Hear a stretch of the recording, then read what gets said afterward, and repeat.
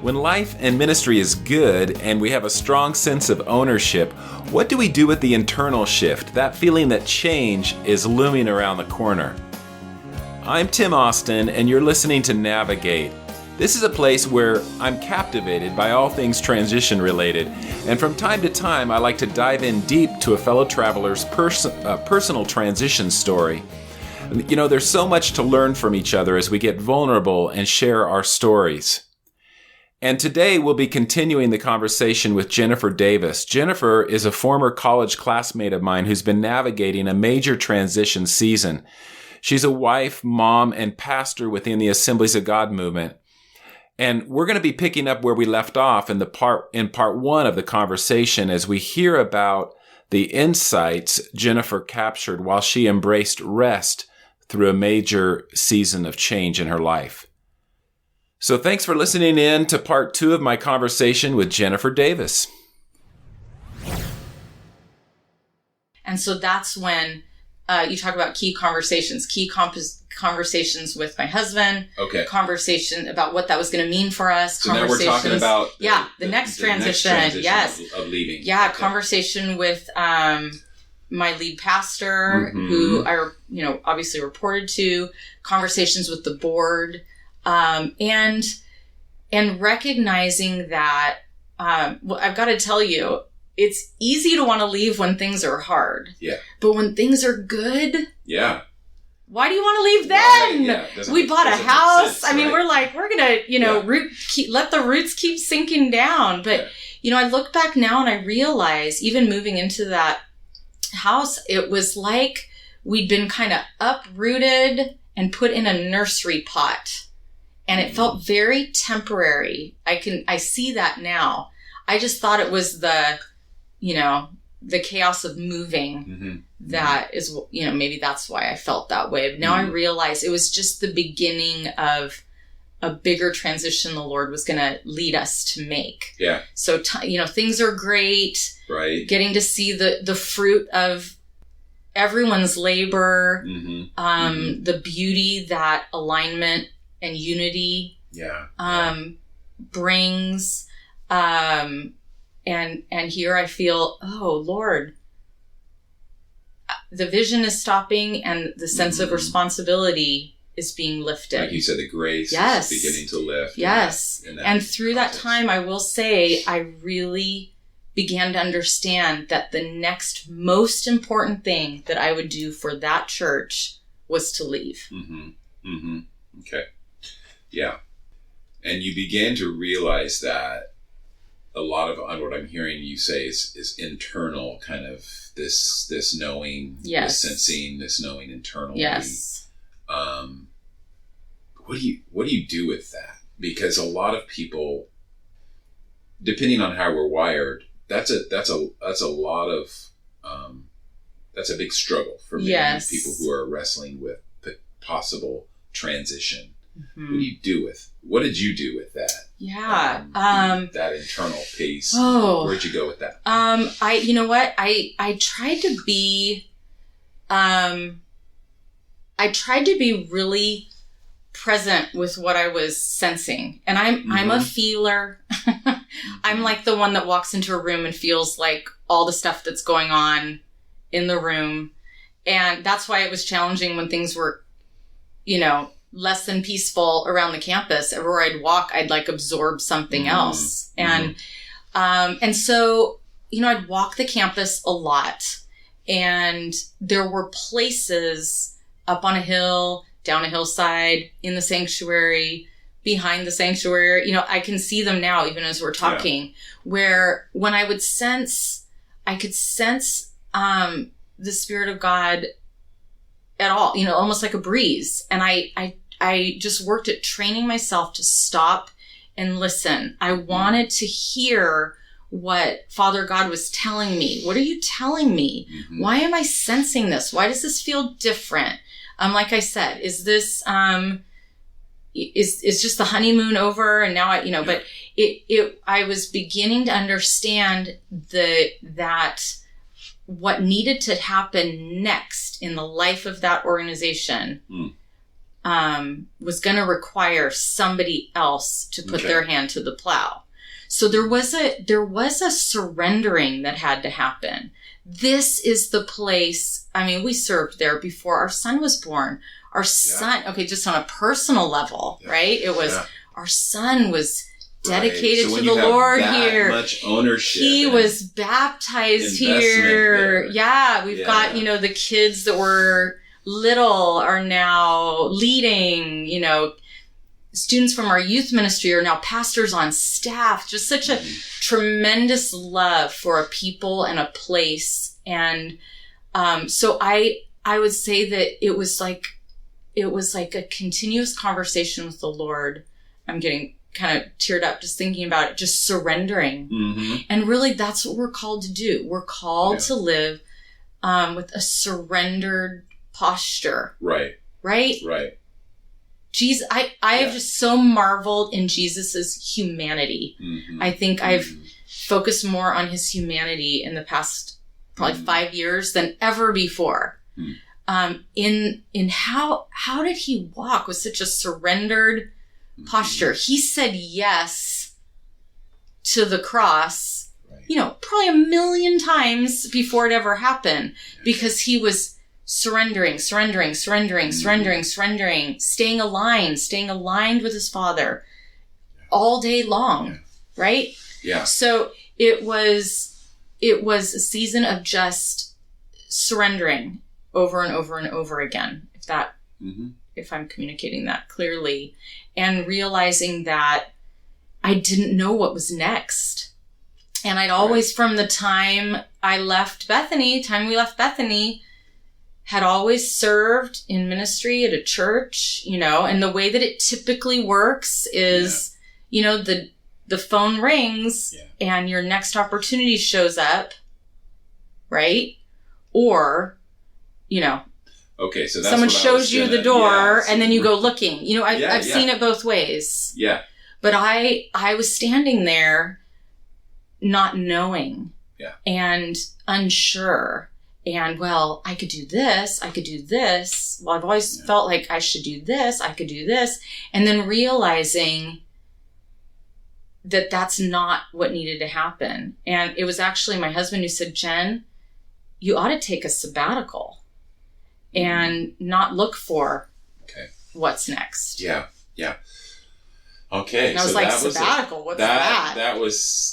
That's what makes this transition stand apart from previous ones, in a sense that you didn't know what you were going into, and actually that was God's plan that you didn't know. Yes. And then there's this invitation to sabbatical. And I really think during transition seasons we get these invitations from the Lord, which are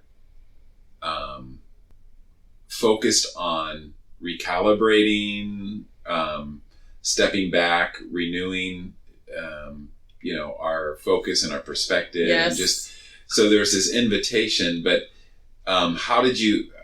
I don't know. Sometimes we don't always receive those very well because we don't give ourselves permission, to even though the Lord may be, or others may be giving us permission. Yes. Our loved ones, even, know, but we have these this internal thing going on sometimes where, I couldn't do that. Yeah. Sabbatical. Yeah.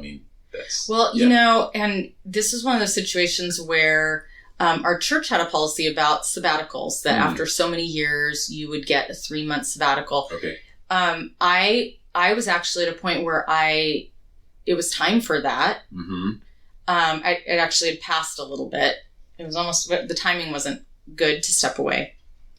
So I had to ask myself, am I just tired? And I was tired. I was really tired. I didn't feel conflicted anymore. There wasn't that sense of battle. Right. But I was tired. Should I step away? And the more we talked about it, the more we prayed about it, I realized, no, it's that the assignment's done. My assignment's done. I turned my paper in is, what it felt like. And so, that jumping out into the unknown and actually taking a break. Yeah. Because I could have just resigned. So key conversation. I involved my senior pastor in this conversation. And actually we set an end date 2 months out.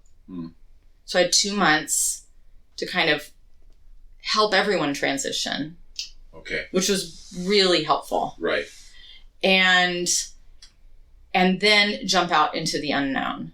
Yeah. And there was a sense, I'm trying to remember if I felt afraid. I felt apprehensive, apprehension. I turned 50 this year. There aren't like a whole lot of female senior leaders in the movement that we've been a part of. Right. I'm in this fabulous place and leading on a level I'd kind of waited to lead at forever. Yes. Right? Right. Hit my stride kind of thing.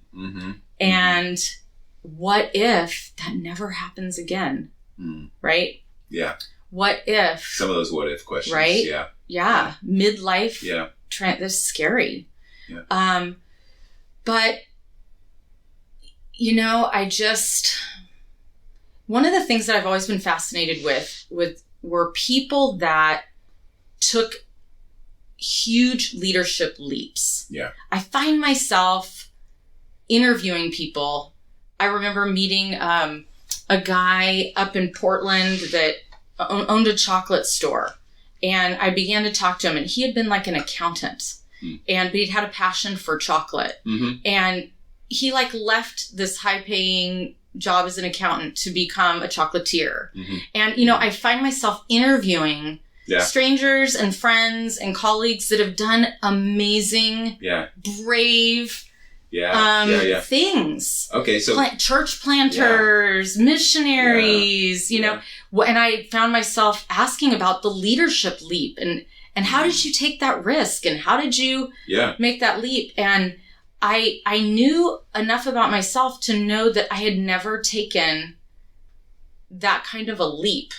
And it might sound funny to think that taking a break was somehow this huge leap. But for me, it was the Lord's invitation to be transformed. And, it's a little funny to talk about it right now because I think the process is still happening for me. But what he was inviting me into was a deeper sense of trust in him, in his provision, his direction, but also a trust in my ability to hear his voice and do whatever it is he was asking me to do. And so to step out and say, okay, it's a big blank canvas and I'm going to be okay with that. Right. Was a huge leap of faith for me. And my mom was so sweet. She took me out and, wanted to know if I was depressed, which I was grateful she was checking in because it was so crazy. People thought it was crazy, and yet I had just a deep sense of peace and knowing this was the next assignment. It wasn't just leaving that position. Okay. It was accepting an invitation. Okay. To enter into a transformational journey with the Lord. Okay. And so... That in itself was the assignment. That was the assignment. Yeah. That has been the assignment. Okay. So, and that's what, I think that a lot of times... there's a couple things here. I talk to a lot of people who are in these big transitions and all the what if questions come up. Yes. What if I do this? What if I take this leap? Am I hearing the Lord correctly? Yes. Is it just my flesh or my own desire trying to, thinking the grass is greener?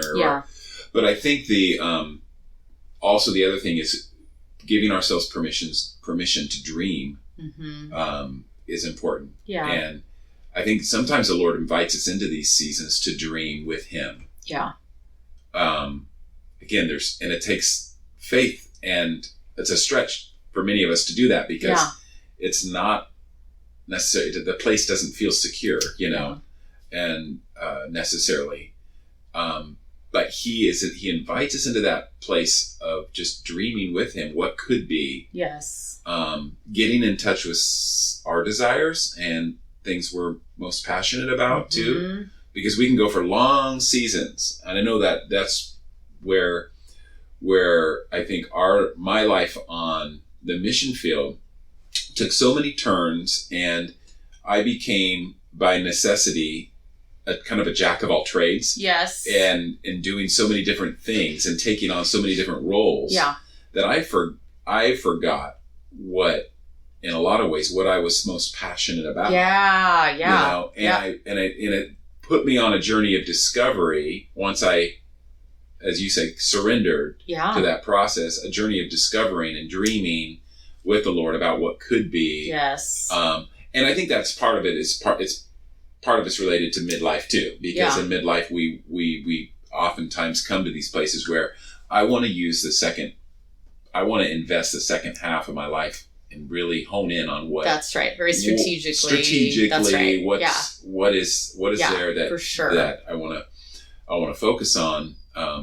So a lot of that comes into play. Yeah. Well, it was really I just by nature I'm achievement oriented, goal oriented. So to not have for my only specific target to be rest, recover, hear from the Lord, I think I was just tired enough that I could surrender to that. I joke around with people and I say, we'd gotten a puppy a couple months prior. Seriously, I took the sabbatical because someone had to take care of the puppy, right? Okay. So it's I tell him that, and it's I had my last day. I threw on my yoga pants and started eating loaves of bread. I mean, it was I just gave into resting, and I had to fight. Mostly, there were just certain people that I would talk to, and I could feel kind of the internal pressure to explain what was happening, explain the plan, explain. And I had to get very comfortable with saying, I don't know. Yeah. Which can feel flaky. But, right from the get-go, in talking to our pastor and talking to the board, we said, we don't know. Mm-hmm. We don't know what's next. And we want to invite you into our journey by praying with us as we discern beyond this sabbatical what's next. Because a lot of people have a lot of ideas. Right. And I felt like it was so essential. We felt it was so essential to really give into this completely rare moment that was not ushered in by crisis, right? It was an invitation from the Lord to step away, to be, replenished. Right. And we want to go the distance all the way to heaven and, hear that well done and know, because you can get into heaven. We can all, get into heaven. Right. But the sense that we actually accomplished the work that he designed for us to do. Yeah. Right? In the way he designed for us to do it, aligned with him. That second half is so, so important. And we know that it's not even promised to us, but it just is really essential. And so, so we entered in and that was how many months ago? It's been just over a year. I just crossed the year mark. You just crossed, and it was a year long Sabbath. A year-long sabbatical. Okay. And I will, what I will say is that I went into it hoping for the summer. Okay. Hoping for summer. Yeah. Hoping for the summer. In seasons of life. And yes. What does summer look like? Well, it was actually physically the summer. It was the end of June when I stepped out, and we had kind of looked at our cash flow and kind of projected how long, because we were drastically cutting our income. We were a 2-income family. And how long could we go and how long could we stretch before I needed to do something? And I had committed to myself that I would rather get a job at Starbucks or Borders or anywhere if we needed income before I went and became employed somewhere in ministry unless the Lord directed me to do so. Which that was just where I was at. I felt like what was going to happen during the sabbatical season was so essential for the next chapter of life and ministry that I didn't want to do anything to shortchange that and just go back into, you said jack of all trades. I completely relate to that, just doing ministry as a job. I've been fortunate that I've been employed in the church. I've been able to focus on that full time, and that's been my vocation, right, along with my employment. I mean, not everyone gets to do that, but I knew for this next season it was a yielding to the process. Okay, all right. So, I think I went off the tracks there. Well, we're talking about... I've spent a lot of time alone with a puppy this year, so my talking skills are rusty, Yeah. So it was a yielding... Oh, yeah, the summer. That's what I was saying. The summer. Yeah, the summer. So, Lord, can I just have the summer? Would you provide enough for the summer? Because I didn't have a timeline. There are different kinds of sabbaticals. Right. I'm not an expert on sabbatical. There are some people that travel a lot. There are people that want to do accomplish specific areas of study during their sabbatical. Right. This was not that. This was, I was like the equivalent of a crumpled up sheet, and the Lord hung me on the line and just let the wrinkles ease out in a warm summer breeze. He was so kind to me and gentle, and that intensity that, 3 hours in the morning preparing, that was gone, there was an ease to life. And, I mean, what a gift. I know there will be people who will say I could never do that, and it came at a cost for our family. We had to make different choices. Right. And we had to choose to use, money that we'd saved. And, so 3 months went by, and we were, praying about what was next. And really what we experienced is that he didn't show us a next, specific assignment, like plant a church, write a book, join the circus, this is 3 whatever. Months into your this is about 3 months in or so. He began to show us a new area, a new region. And that's how we wound up moving to Folsom, California. Okay. And so he began to show us that, and actually it had been on our radar kind of the year before. We stumbled into Folsom and discovered this place. We drove into town and saw somebody walking a zebra across the bridge. And we thought, what is this magical place? I still don't know. It wasn't a dog that was painted stripes. No, it was absolutely a zebra. Yeah, on another podcast. Well, there's a zoo here. I'll tell you about the time that I got attacked by a peacock in Folsom, but that's for another podcast. So suddenly he began to highlight a place for us. And the long story short is about 6 months, almost 7 months into this sabbatical, our family relocated. Okay. We actually picked up and moved, and people said immediately, Facebook explodes. Do you have a new position? Do you have a new position? Which is a normal question, sure. Right? Right. But our response was no, but the Lord's positioning us. And that's what we really sensed. And it was just that continued.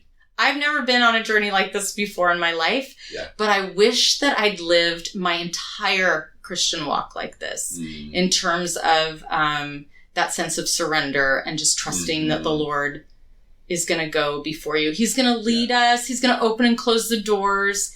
Things like our LinkedIn pages and all those things play a role, but really it's about what his assignment is. That's so true. Right? Yeah. Trusting, so true. Even walking in the season and being like, feeling very vulnerable. Like, people don't know me. We don't have any credibility in this new area. None. We don't have the history.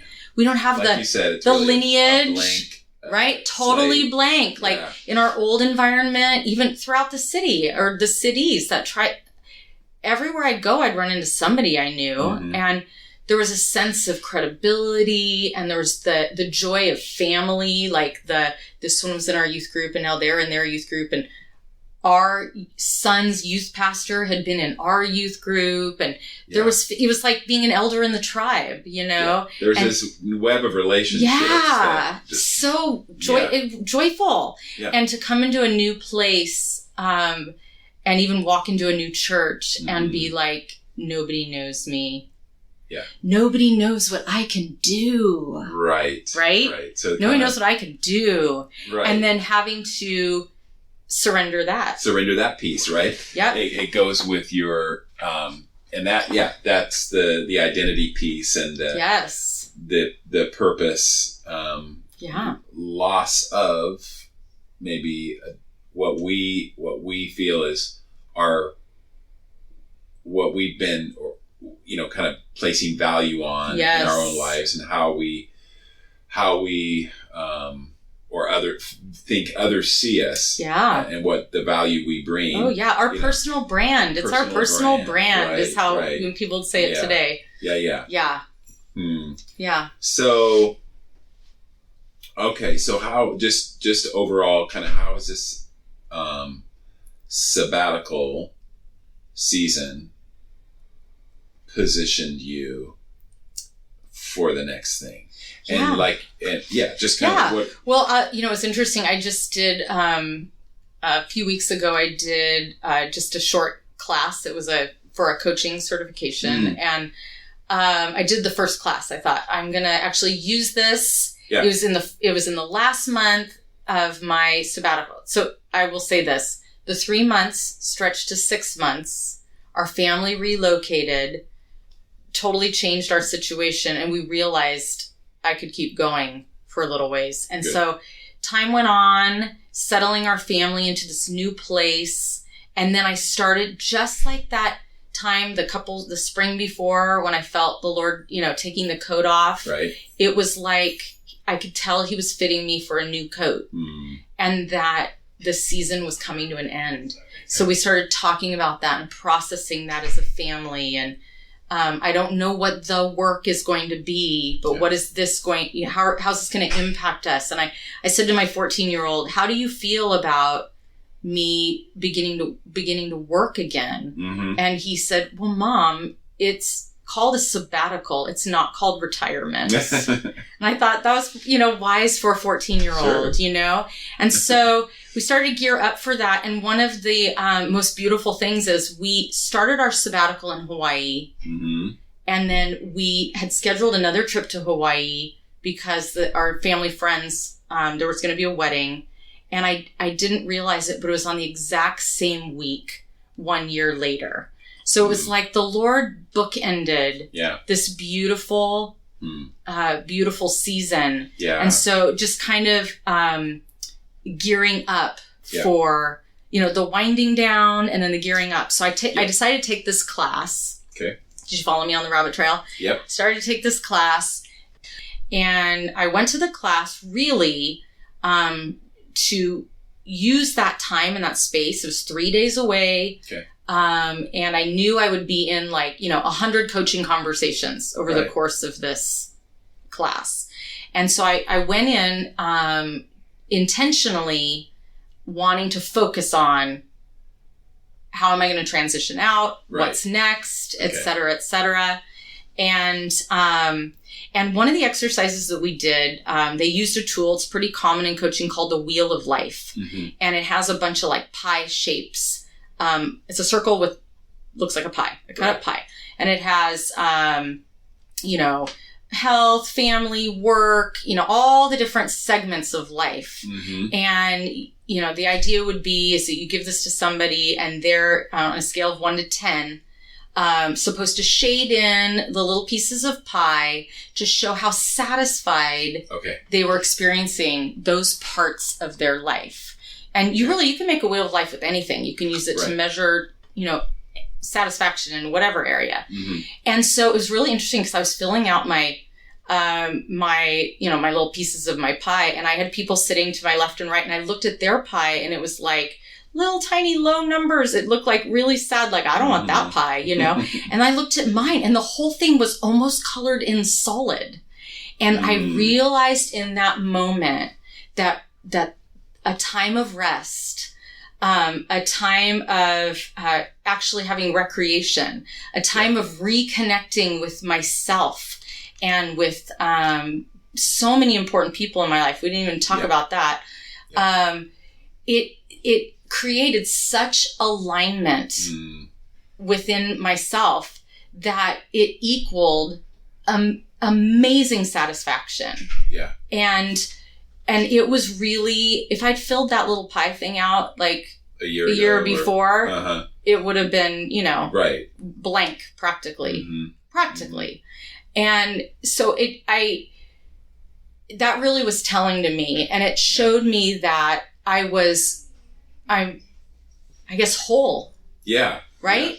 Yeah. And I will say that what was interesting to me, I went in with no agenda, for a planner to not be using a plan. Yeah. It was huge. We're nodding. Tim and I are nodding. You can't see that. Yes. And I just let the year kind of take its course. It was like being on a lazy river. But what was really interesting is almost immediately I started reconnecting with people from my childhood, people from college, people from the first church that I ministered in. I found myself reading old journals, reading papers I'd written in college. It was that sense of coming back to. I had served and spilled out, all of who I was and served the mission of the assignment. Right. And, like you, jack of all trades, you just do what you got to do to make it happen. Right. And suddenly I was rediscovering who I am. So I think just reestablishing that foundation and grounding myself in my community, my lifelong community. I wound up having lots of little things at our house with people. I had a tea for women from the first church that I served in. Yeah, our families got together. Yeah, you guys came over. That was after a long season of not being connected. So so just kind of grounding. Yeah, grounding. But in a really fun way. Okay. And it's funny for those of you that like, Myers-Briggs and stuff, I am a DI. So a choleric sanguine kind of person. And I have a sense that I was living in like D land all the time. And it's like the other part of my personality woke back up. Mm-hmm. Yeah. And I'm just like, I'm thinking, looking to the next season, I just really sense that there's going to be a whole lot of fun and that I'm hoping to lead more with the I part of who I am, if that makes any sense. Well, and it's just a beautiful picture of that pie being filled through this sabbatical season. And if you would have done that a year ago, you would have been like maybe just fractions of those pies, being filled. And because God is that's just a testimony to God's, power to restore and renew us and to prepare us for the next thing. Like like you said, you don't have all the details about what that's going to look like, but you're in a place now. I mean, you're in a place to better hear His voice, to enjoy the moment and be in the present. That's right. There's so many things of value that come out of that. Yeah. And so, and I would just encourage our listeners, this doesn't have to be, when we're talking about retreat and Sabbath, it doesn't have to be, it's got to be a year or it's not a Sabbath. Yeah, it doesn't have to be a year-long journey where you move your family. Right. It doesn't have to be that. Yeah. No. Yeah, we're just talking about rest and renewal and retreat in That's general, and building that into your life. Yeah. Your schedule, your calendar, the pauses, yes, the stepping back. That's right. Whether that's a block of time in a day of the week or a quarterly thing. Yeah. That's a day or two of stepping back, or after a year. I always think that it's good to look in kind of your week, and then maybe month and quarter, and then a year. But how can you do that? That's right. Because we're talking about sustainability here, and That's I think right. being in a place where we can serve well out of That's right. the well. That's right. Out of this, all the good things that God has for us. It takes that. Yeah. Well, and I think my big challenge right now is figuring out how to transfer, just like you're saying, transfer this experience into the next season. Right. Right? Yeah. I don't want to go back to functioning the way I functioned before. Mm-hmm. And I'm on the same journey here with you, I think, because I feel like this has been something that I've been challenged with lately, just from some podcasts I've been listening to and books I've been reading about looking at the season you're in. Yes. And saying, okay, what is it about this season what does my posture need to be, my approach to this season? And whatever the season, I think there's some degree of retreat and rest and strategic withdrawal that we were talking about earlier that needs to be built into That's that. right. Yeah. Yeah. Okay, so that was going to be one of my questions. What would you say to your younger self? Yeah, you know what? I've thought a lot about this because I really hope to be just ongoing, like involved in helping young ministers get started. And I think sometimes, you find yourself in a class or a seminar and they do the whole write your eulogy exercise, begin with the end in mind, kind of thing.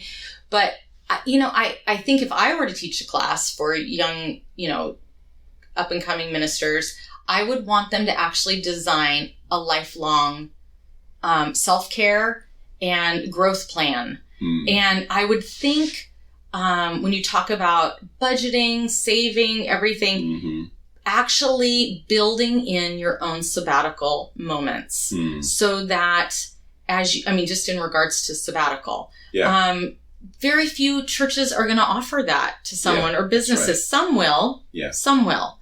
But most don't. True. And so, you know what? Take that on yourself and along with whatever your regular rituals are for self-care. Why not build in some seasons of sabbatical to look forward to? And I'd like to plant that seed and that concept in their minds so that they can prepare for that. And because I know they'll benefit from it. And yeah, it's not impossible. No. It comes at a price. Right. But so does everything else. So if it's on your radar and you can figure out how to do it, you should. Why not save for that? Yeah, we're intentional about a lot of other things. Yeah. But could this be something we could be more intentional about? And I certainly believe. And what you're saying is so important for, young people with ministry vision and a passion to get out there and do. Yeah. Let's build intentional time into our lives for the being piece to actually be with God. Absolutely. Which is Jesus' invitation to his disciples coming off of a very busy time of ministry. Yeah. We see they hit, I'm just thinking about the season they were in.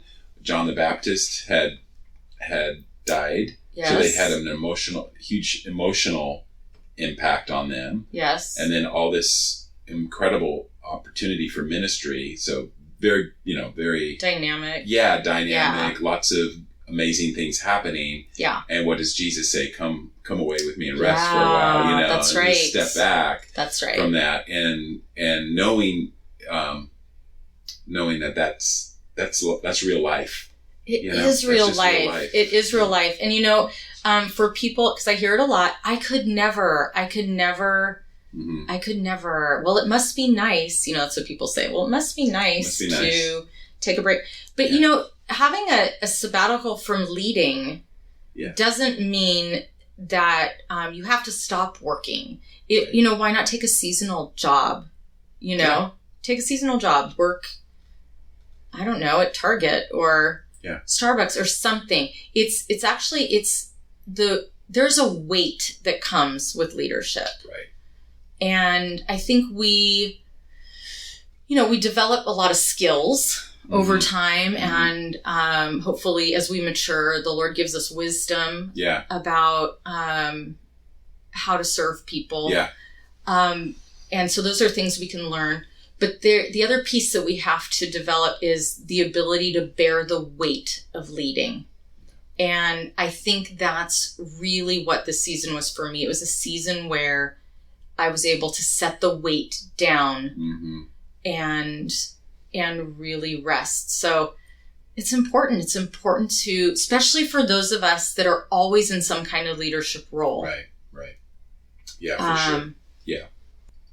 Well, the story is still being written, right? So you're coming out of this sabbatical season. Yes. Nicely bookended by these Hawaii trips. It's crazy. I'd never been to Hawaii in my life, and now I've been there twice. So you've inspired me to. Yeah. Well, and I will say, the first trip, I wanted to just lay down the whole time. Right. And I found out, maybe you don't know this, you can actually put a lounge chair in a swimming pool. They do that in Hawaii. And I just went to Hawaii and laid down, right? And this trip was so exciting to plan. And it was thrilling to, instead of laying down in the pool, which I think I did that one day. Okay. But my highlight was a 3-hour canopy tour up in the mountains, doing, 1,100 feet zip lines and feeling so alive and free and fully rejuvenated. And I just said, thank you, Lord. I want to run the distance with him. Yeah. And so it was just such an amazing adventure. And it's okay if in the beginning you just want to flop down. Oh, yeah. And bread tastes really good. Yeah, bread. You need lots of loaves of bread. Right? Yeah. But then to see on the other side of that, an excitement for adventure, areas of re-engagement, motivation. Yes. Yeah. All of that is what the Lord does through these times of renewal. Yeah. This is it's still so fresh for me. Maybe we'll talk in another year. Yes. Okay. We can do that. Because I need to, I really have to process all of this and spend time figuring out what all the insights are. But I can definitely see there was a season of just total rest. There was the physical body that needed to rest, and emotions. And then I can remember my spirit kind of spark of joy, really returning. And then my mind clicked on, and suddenly I was thinking about things and making plans, and all along the way, reconnecting with people, and then building new relationships in a new environment. Those human relationships. I went from, wanting to sit in a chair with my puppy to organizing things with groups of people. Yeah, so so re-engagement. Re-engagement. That's the word. Re-engagement. Good. Yeah. I love that. Well, we will have to talk again. Yes. And here I'm running for Congress. No, I'm just kidding. You never know. Yeah. It's exciting just to kind of now be in a place where we can kind of track with you a little easier than when we were on the other side of the globe. Yes. And looking forward to hearing how this story unfolds for you guys in your transition. So Yeah. Say hi to Dwight. I sure will. And Keenan. And Sounds great. Thanks again for joining me. Thanks, for this Tim. episode. This is great. Appreciate just the time to process. Yes. It's like free coaching. I got free coaching today. Well, hey, anytime. Yeah, it's great. Okay, we'll talk to you later. Tim. Thanks. If your transition is anything like mine or Jennifer's, you probably have a lot invested, and the thought of walking away onto a blank canvas may sound terrifying. At times, leaders are called upon to take big risks, leaps of faith into the unknown. And it's in those times that we can feel most alone and misunderstood. What's the invitation from God, not just in the leaving, but accepting His invitation to start painting on a new canvas? Is God highlighting a pause or some shift for you? Is He fitting you for something new? A coach is a trained professional who knows how to come alongside, ask the right questions, and work with you to formulate a growth plan during seasons of transition. Book a discovery call with me at EncompassLifeCoaching.com if you're interested to learn more about how working with a coach can be one of the best strategic decisions you can make. Thanks for joining me today, everyone, for this episode of Navigate. I've been your host, Tim Austin. If this has been helpful to you, would you mind rating this podcast? Write us a review, share on social media, and of course, you can always subscribe so that you're sure to get in on the next episode. I'll catch you next time.